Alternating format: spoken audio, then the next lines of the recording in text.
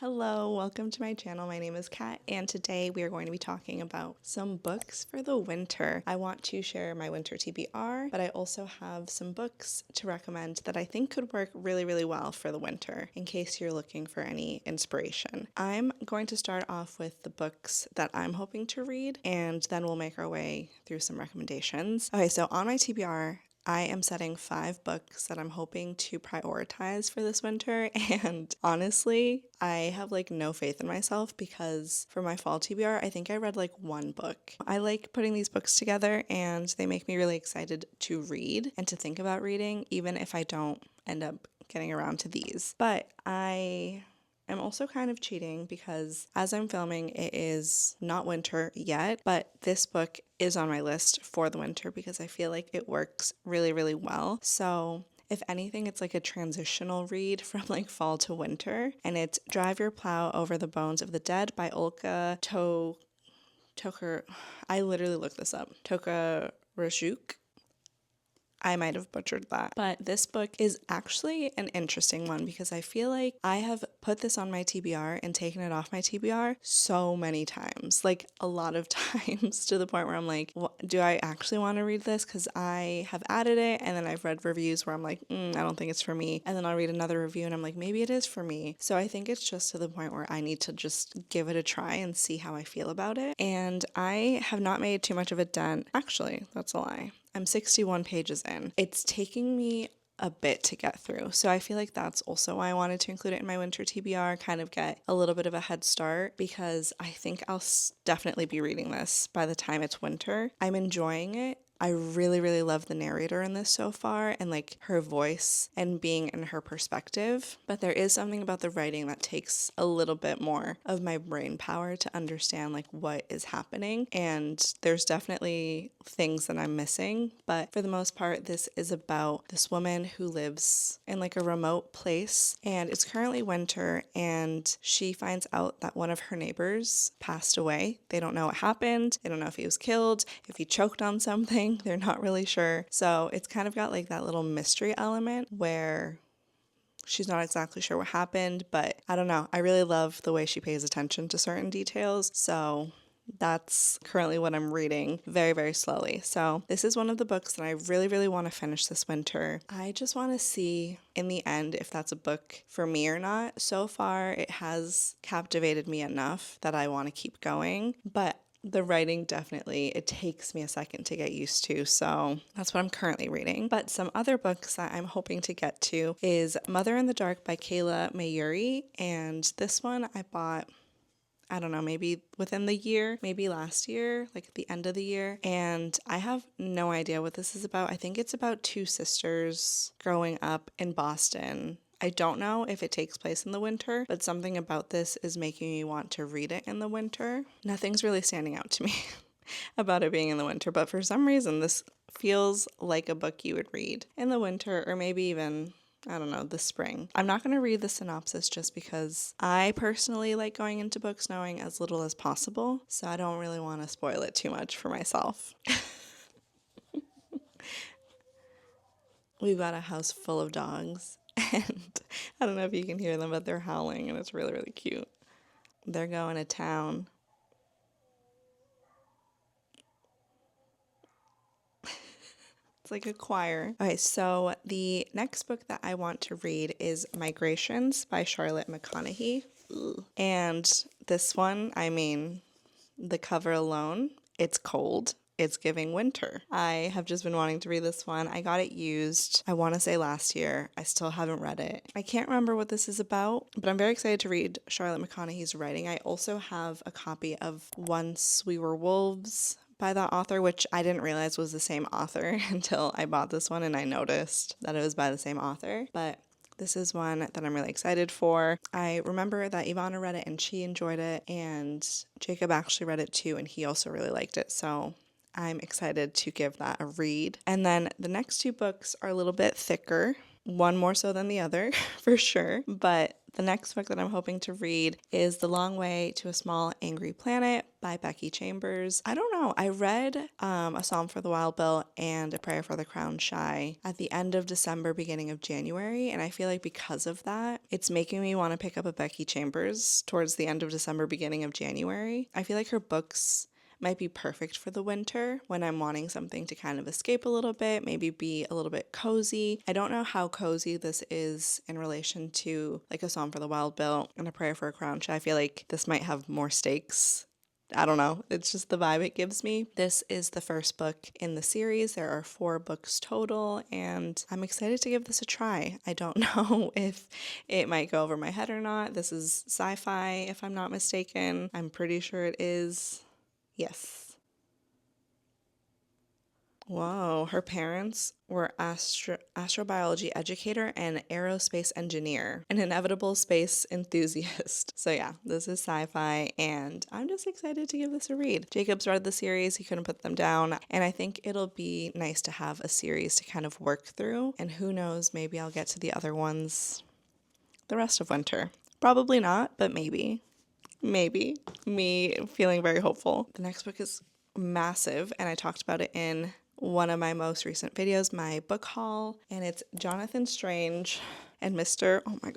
Norrell, or Norrell. No, it's Norrell. It has to be Norrell, by Susanna Clarke. And I'm going to put this down because it is a literal brick, but I am so excited to give that a read, but also equally just as intimidated. I read Piranesi last year, I think, and I just absolutely loved the writing. I loved that story. I saw this book in a free little library and I grabbed it, and I'm so intimidated by it. It is a lengthy book. I did get a copy of the audiobook through Libro FM, through their ALC program, so I'm very, very grateful that I was able to get that audiobook because I think it'll be huge in helping me get through this chunker of a book. I have no idea what it's about. Zero idea. I just want to read more from Susanna Clarke. I'm really excited for her books. I also got a copy of, what was it? Winter. I feel like I keep forgetting this. Wood at Midwinter. I think that's what it's called. And that takes place in the same world as this one. So I'm excited. I think I might try and read that one first, just to kind of dip my toes in, and then tackle this one. It might be a book that I'm reading all winter long because it is huge. I actually don't know what the page count is. Oh my God. This is her first novel. I had no idea. That is wild. This is a big book to write for your first novel. Okay, so it looks like it's 782 pages. So it is definitely a bigger book than I typically read, but I'm excited to give it a go, see how it works for me. If I like it, we will see. Okay, so those are the books that I'm hoping to prioritize this winter. Who knows if I will, but it's fine. It's fun to make these lists, and then maybe if you've read some of these books, you can help pressure me to actually get around to them and prioritize them and read them, because a lot of these books have been on my shelves for quite some time and I really just need to get around to them. Now we can move on to some books that I think could work really, really well for the winter if you're looking for some recommendations. And a lot of them I actually don't own, so I'm going to need to use my notes so that I don't forget what books they are. Let's see if I want to do some sort of order. I don't know actually. Looking at these books, a lot of them are very cozy and comforting in some way, because I feel like the winter is when I kind of try and look for like maybe more comforting books, maybe books that I can get lost in a bit more, take my time with. That's what I think of when I think of the winter, but also like darker themes. But at the same time, I don't want to recommend so many dark themes because winter's already so dark and seasonal depression is so real. So I wanted to kind of recommend some lighter books, some cozier books. Maybe I'll start with the 2 books that I wouldn't necessarily consider too cozy, and then we'll get to the cozier books. So the very first book that I have on my list that I want to recommend is The Secret Lives of Church Ladies by Deesha, Philyaw. And this is a book that I've definitely talked about on my channel, but I think it was when I was like first starting off. So in case you aren't really familiar with my channel or haven't been watching since day one, this is one that I absolutely love. It's a collection of short stories, and something about it makes me feel like it would be great to read during the winter. I can't remember if I read it personally in the winter, maybe that's why I'm associating it with that, but there's also a story in here that takes place in the winter, and it's one of my favorites, if not my favorite short story. So it's called Snowfall, and it takes place in the winter. Even if you don't read this whole short story collection, which I don't recommend. I think you should read this entire short story collection because it's one of my favorites, and I'm not a big short story collection girl, but this short story collection is just so good. It's one of my favorites. I think you should read the whole thing, but if not, if you just pick one, I definitely think you should read Snowfall this winter. I love it. It's one of my favorites. I've definitely gone back to reread it during the winter, and I'll probably do that this year because I really, really loved that short story. For a lot of these, I'm just going to read the synopsis because it's been so long since I read them that I feel like I'm not going to do it justice, and this one has been a few years. So, in The Secret Lives of Church Ladies, it explores the raw and tender places where Black women and girls dare to follow their desires and pursue a momentary reprieve from being good. The 9 stories in this collection feature 4 generations of characters grappling with who they want to be in the world, caught as they are between the church's double standards and their own needs and passions. So, if that sounds interesting to you, I highly recommend this one. It is such a favorite. And I think this is one that's getting created into an HBO show. So another reason to watch. I actually haven't checked in to see like the progress of that. I hope that's still a thing. Please. I feel like I would love to see this as a series. So that's the first book on this list. Okay, and the second book is one that I read very recently and I think would just work perfectly for the winter, and that's Small Things Like These by Keegan. This takes place during Christmas time, so I feel like if you get around to this book around then, that would work really, really well. But also, just like the winter in general, this feels like a very cold book. So I feel like this is the perfect time to read it. This is so atmospheric. There's something about Clarke Keegan's writing, and I absolutely love this book. I keep thinking about it. So if you haven't read any Clarke Keegan and you're curious and you're in the Northern Hemisphere dealing with winter, I feel like this could be a good book to pick up if you're looking for that atmosphere, but also this one's definitely a bit heavy, and just keep that in mind. For all of these, check out the content warnings. And for the synopsis on this one, because I don't want to give too much away, it is 1985 in a small Irish town. During the weeks leading up to Christmas, Bill Furlong, a coal merchant and family man who is father to 5 girls, faces into his busiest season. Early one morning, while delivering an order to the local convent, Bill makes a discovery which forces him to confront both his past and the complicit silences of a town controlled by the church. So that's Small Things Like These. Also, I didn't mention this in the beginning, but I am fighting the sun right now. The sun is setting soon, and pretty soon it's going to get dark in here, but hopefully my camera will be all right as it gets darker. The next book that I have on this list that I don't have a copy of is Before the Coffee Gets Cold by Toshikazu Kawaguchi, and this has been translated from Japanese by Jeffrey Trusselot.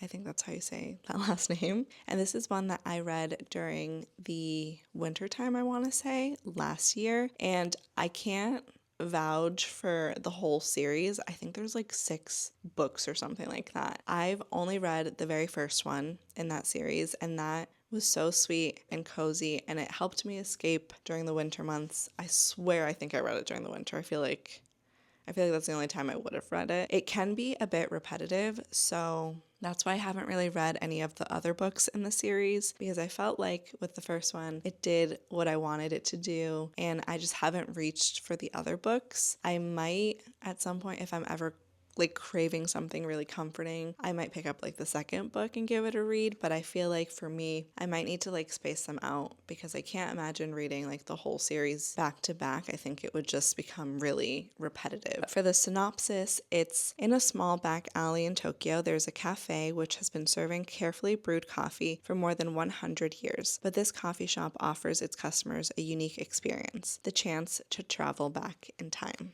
Okay, the next book that I have on this list is an absolute favorite, so I don't know why I don't own a copy of it. I got it from the library. It's Little Weirds by Jenny Slate, and I know that she has another collection of essays that are coming out. I think they might have already come out. No, they for sure did. I saw it at a store. I don't remember the title, even though I've looked at it so many times. Hold on. Okay, Lifeform. So it's called Lifeform. That is her newest collection of essays. Haven't read it yet, but knowing how Jenny Slate's writing was in Little Weirds, that could also maybe potentially be a good winter read. I remember starting Little Weirds and being really thrown off by the collection of essays and not expecting it to be what it was, but it kind of like blew me out of the water a bit. I thought that she was so whimsical and tender and open in her essays, and I think you kind of just have to be open to it. If that's not something that you vibe with, you might not like her essay collections, but for me it felt like a hug. It felt like a warm cup of tea, and I personally really love her writing and I'm dying to get to Lifeform. So I'm really excited for that. This could be like a nice little hug in the middle of the winter if you're looking for that. So keep an open mind with this one. I feel like I don't know what people expect when they like read Jenny Slate's essays, like from knowing her in like Marcel the Shell or like other projects that she's worked on, but it definitely like blew me away. I really enjoyed it, and I was so happy that I gave it a chance because it was really good and a favorite of mine. For the synopsis of Little Weirds, it says, "To see the world through Jenny Slate's eyes is to see it as though for the first time, shimmering with strangeness and possibility. As she will remind you, we live on an ancient ball that rotates around a bigger ball made up of lights and gases that are science gases, not farts. Don't be immature. Heartbreak, confusion, and misogyny stalk this blue-green sphere, yes, but it is also a place of wild delight and unconstrained vitality. A place where we can start living as soon as we are born, and we can be born at any time." In her dazzling, impossible to categorize debut, Jenny channels the pain and beauty of life in writing so fresh, so new, and so burstingly alive. We catch her vision like a fever and bring it back out into the bright day with us, and everything has changed. Okay, the next book on this list that I don't own but is a favorite and I should own it is Beautyland by Marie-Helene Bertino. And this one I read earlier this year and I absolutely loved it. I don't think I read it during the winter, or maybe I did. It might have been like February or March that I read it. Something about this book feels like it could be really good for either the winter or summer. Because part of me is like, this could take place like in Florida for some reason. It feels like that kind of a book, even though I think she lives in like Philly maybe. I don't remember where she lives, but she also feels like a character that could be in Florida. And like this book could work really well in Florida. And it is just like such a sweet novel. I love Adina's point of view and I loved being in her mind and seeing her as she was like getting older. There was something so tender about her and how she saw the world and how she saw how people interacted that I just loved, and I thought it worked really well for when I read it, which I feel like it was winter. I think that this could work really well in winter. There's something about it. You can get lost in it and it's tender, it's sweet. It might make you emotional. It got me to cry towards the end. Also, I'm sorry if you can hear background noise. Jacob is currently cooking, so if you hear that, apologies. Hopefully this mic helps you just hear me. But for the synopsis, at the moment when Voyager 1 is launched into space, carrying its famous golden record, a baby of unusual perception is born to a single mother in Philadelphia. Adina is tiny and jaundiced, but reaches for warmth and light. As a child, she recognizes that she is different. She also possesses knowledge of a faraway planet. The arrival of a fax machine enables her to contact her extraterrestrial relatives, beings who have sent her to report on the oddities of Earthlings. I feel like I've talked about Beautyland a bunch, but this is another video of me just talking about it and getting you to hopefully read it. And if you do read it and love it, please let me know. If you read it and hate it, you can let me know too, but gently, because I love this book. I also feel like it's a book that might not work for everyone, but there's just something so tender about her in the novel. That's another one that I think could work for winter. The next book that I have on my list, I do actually own that one. I don't have it. I was like, I definitely own this book. I bought it, but I am letting Taz borrow it, and I was so happy to share it with someone else because it's such a sweet, sweet book. But it's Magnolia Wu Unfolds It All by Chanel Miller. Chanel Miller wrote Know My Name, which is her memoir. I read her memoir and absolutely loved her writing. It was such a heavy memoir to read for sure. And I was hoping that she would write something in the future because I wanted to read it. I know that she also loves to doodle and is an artist, and was so happy when I saw that she came out with this book. Seki posted about it. I hadn't realized that it was coming out. It wasn't on my radar, so I was so thankful to Seki. Thank you for posting it on your stories and talking about it on your Bookstagram account, because then I got to read it and I absolutely loved this book. It is a middle grade, but it is so cozy and comforting, and there's something about it that I feel like is so healing as an adult for me to read this. I loved it so much. There's artwork throughout the book. I don't have it to show you, but maybe if I can find some pictures, I can plop it on the screen somewhere. But I just love her art style, and the storytelling in this was so sweet. So it does take place in the summer, but it could be that warmth you need this winter. It has adventure, it has friendship, it has family. I think if you are looking for something to kind of escape this winter and you just want something cozy and easy, this is a perfect read. For the synopsis, down at the bottom of the tall buildings of New York City, Magnolia Wu sits inside her parents' laundromat. She has pinned every lost sock from the laundromat onto a bulletin board in hopes that customers will return to retrieve them, but no one seems to have noticed. In fact, barely anyone has noticed Magnolia at all. What she doesn't know is that this is about to be her most exciting summer yet. When Iris, a new friend from California, arrives, they set off across the city to solve the mystery of each missing sock, asking questions in subways and delis and plant stores and pizzerias, meeting people and uncovering the unimaginable. Okay, we have 2 more books to get through, so we are almost done with this list. The next book that I have on this list that I think could work is Everyone in This Room Will Someday Be Dead by Emily Austen, and this is a book that I read for the first time and then didn't really like it that much. It was fine. And then I listened to it a second time and I really enjoyed it. The first time I read it physically, the second time I listened to the audiobook, and I really loved the audio narrator of it. So maybe that added to it, but I enjoyed it on audio so much more. I also found myself really relating to Gilda, and I just thought that the characters in this story were so funny and added to the whole storyline, and the whole story in general just sounds so wild, but there are some heavier topics in this one, so definitely keep that in mind. I feel like Emily does a great job with balancing the humor and the darker topics. I read her second book, her most recent one. Didn't really love that one as much. This one, I feel like maybe I just connected to Gilda a bit more, and maybe that's why it worked better for me. I also feel like the characters in Everyone in This Room Will Someday Be Dead felt stronger to me than they did in her other book, which I'm spacing on. Interesting Facts About Space. That's the other book. For the synopsis on Everyone in This Room Will Someday Be Dead is Gilda, a 20-something, atheist, animal-loving lesbian, cannot stop ruminating about death. Desperate for relief from her panicky mind and alienated from her repressive family, she responds to a flyer for free therapy at a local Catholic church and finds herself being greeted by Father Jeff, who assumes she's there for a job interview. Too embarrassed to correct him, Gilda is abruptly hired to replace the recently deceased receptionist, Grace. And so we kind of see Gilda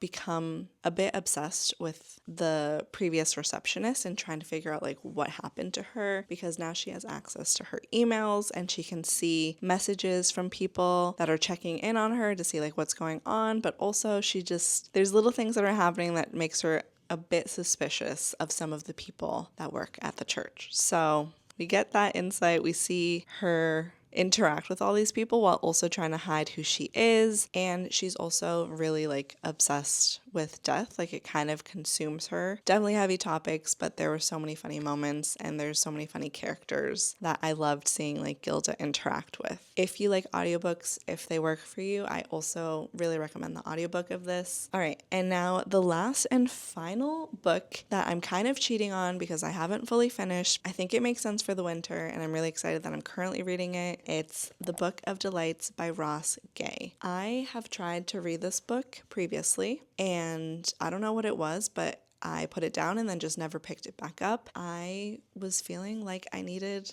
some delight in my life and decided to give this a go. I am listening to it on audiobook. I'm also kind of reading along so that I can underline and annotate as I go, but this has been such a delight. It is so sweet. Listening to it on audio is making it even better because it is narrated by Ross Gay. I love listening to his voice. I am like obsessed. So this is another book that I highly recommend giving a listen to because the audio narration is excellent. This has just been so sweet to read. And some of them are definitely a little heavy because he is a Black man in America, so he definitely talks about that in his experience. But this has been so nice to read in the morning, in the beginning of my day, and also right before bed. I have been listening to a few essays and I have been really loving this routine. I am on the 29th essay. I'm on page 89, so I'm not like halfway. I highly recommend it for winter because I feel like it's dark, it's gray, it's sad. You might need something to like lift your spirits, nourish your soul a bit. I feel like the Book of Delights could do that. And for the synopsis, it says, in the Book of Delights, one of today's most original literary voices offers up a genre-defying volume of lyric essays written over one tumultuous year. The first nonfiction book from award-winning poet Ross Gay is a record of the small joys we often overlook in our busy lives. Among Gay's funny, poetic, philosophical delights, a friend's unabashed use of air quotes, cradling a tomato, seedling aboard an airplane, the silent nod of acknowledgement between the only two Black people in a room, but Gay never dismisses the complexities, even the terrors of living in America as a Black man, or the ecological and psychic violence of our consumer culture, or the loss of those he loves. More than anything else, though, Gay celebrates the beauty of the natural world, his garden, the flowers peeking out of the sidewalk, and the hypnotic movements of a praying mantis. I'm so glad that I decided to pick this back up. I am just enjoying this so much more now. I love the way he like looks at the world. He's hilarious, and this has just been so sweet. I love the audiobook. So again, if you like audiobooks, highly recommend the audiobook version of it.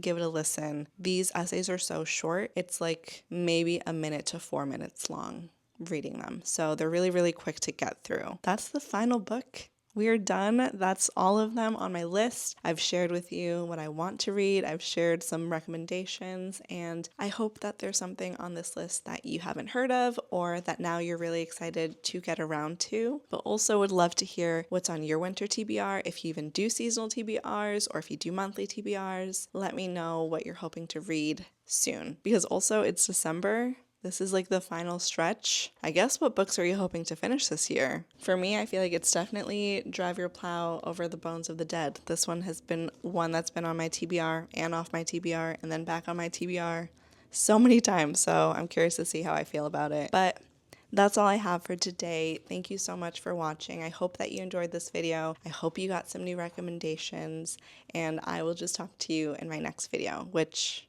it's going to be a wrap-up, I think. So we'll talk about some books that I've read. I hope you're doing well, and I will see you in my next one.